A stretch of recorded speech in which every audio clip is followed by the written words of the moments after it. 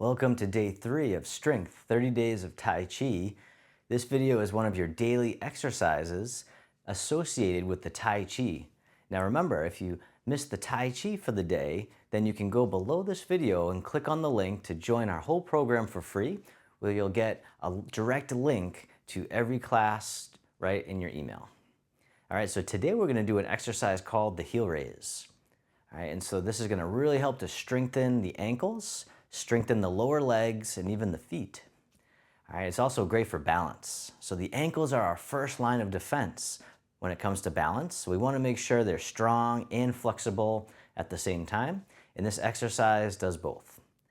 All right, so what you'll want to do though is make sure you have a stable surface to hold on to. I'm going to use this chair just for demonstration purposes, but it's even better to hold on to a countertop or even against the wall, something you know that's not going to move. If you are using a chair, make sure it doesn't have wheels, because then it'll roll out from under you, and that's a safety issue. All right, so this one at least doesn't have wheels, so we're doing pretty good.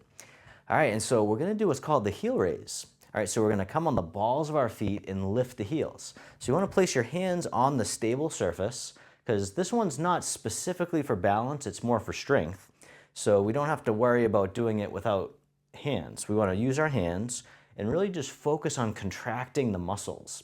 All right, so as you lift your heel, you should feel your calf muscles engage and then release. All right, so coming up on the balls of the feet and then down. All right, so I'll just demonstrate a few at first and then we'll do them all together. So you can see my heels come up and then come down. I'm keeping my back straight or neutral, nice and tall. All right, so we don't want to be leaning over and doing it. Okay, we want to make sure we stay looking straight ahead and just lifting the heels, coming on the balls of the feet. All right, now looking at it from the front, you don't want to come on the outsides of the feet if you can help it. It's better to actually come on the balls of the feet.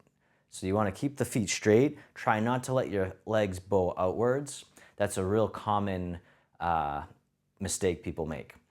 All right, and so this will help prevent injuries by really keeping your legs, your ankles, knees, and hips all in great alignment. All right, so once again, you can hold on to something and just lifting up the heels and coming back down. All right, so you want to breathe out and then breathe in. So I usually breathe out during the hard phase, so it's harder to lift, I would say. So I breathe out and then breathe in. Now you can always reverse that. You can always breathe in and breathe out, as long as you're breathing. That's really the main important thing. All right, so let's do 10 repetitions all together. Now, if you get sore or tired after 4 or 5, then you can stop there. You don't have to go very high, but if it feels okay, then try to go up as high as you can without losing your balance. All right, so we'll begin. I'm going to go through 10 repetitions with you. All right, and I'll count them out as well. All right, here we go. And begin. 1, 2, 3, 4, 5, 6, 7, 8, 9, and 10. All right, and so that's going to be the basic heel raise exercise. To make it a little bit harder, you could actually stand on like a curb or on a step. Make sure that if you do have a curb, there's something to hold on to though, to where your heels will go down a little bit. All right, and so you'll start off with your heels a little bit lower, and then you'll be lifting up through a greater range of motion. All right, I'll use a yoga block just to give you a better sense of what I mean.